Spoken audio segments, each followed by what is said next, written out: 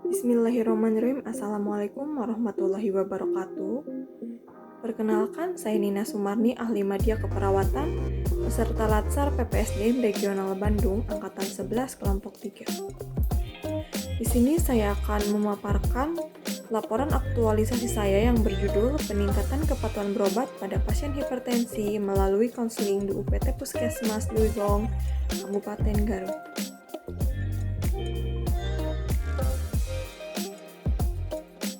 Selanjutnya, adapun kondisi saat itu, Puskesmas Lewigoong memiliki jumlah kasus hipertensi yang cukup banyak tiap bulannya mengalami peningkatan, mulai dari bulan Januari sampai bulan Juli 2021.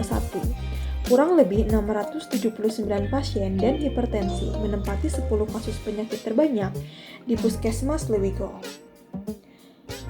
Penyakit tidak menular seperti hipertensi di Puskesmas Lewigoong memiliki beberapa kendala yang didapatkan, salah satunya tentang kepatuhan pasien yang kontrol dan minum obat secara rutin, sehingga penulis mengangkat judul yaitu kurangnya kepatuhan berobat pada pasien hipertensi. Adapun untuk kegiatan yang pertama yaitu melakukan konsultasi dengan atasan mengenai pelaksanaan kegiatan.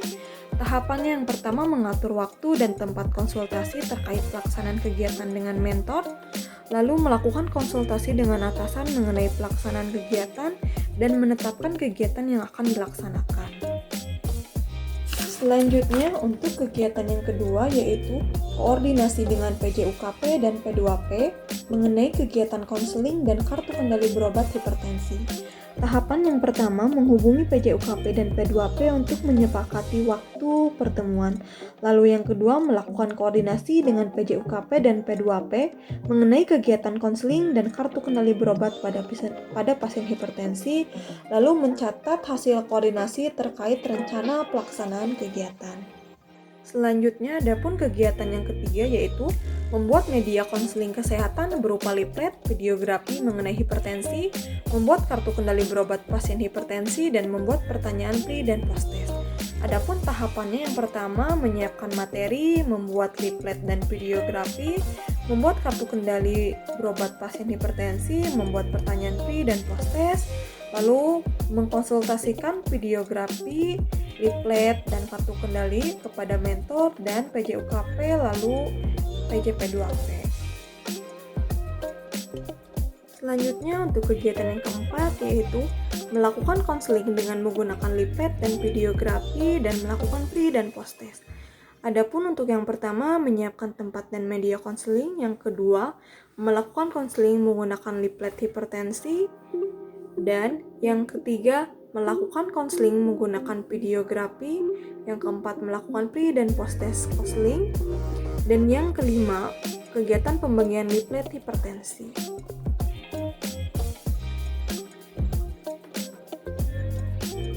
Untuk kegiatan yang kelima yaitu melakukan penggunaan kartu kendali berobat pada pasien hipertensi.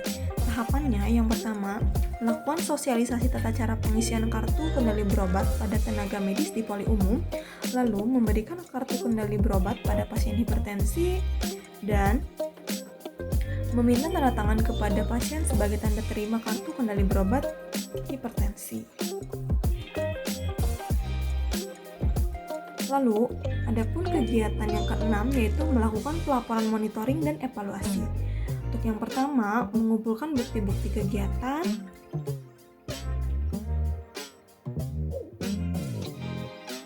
lalu untuk yang kedua,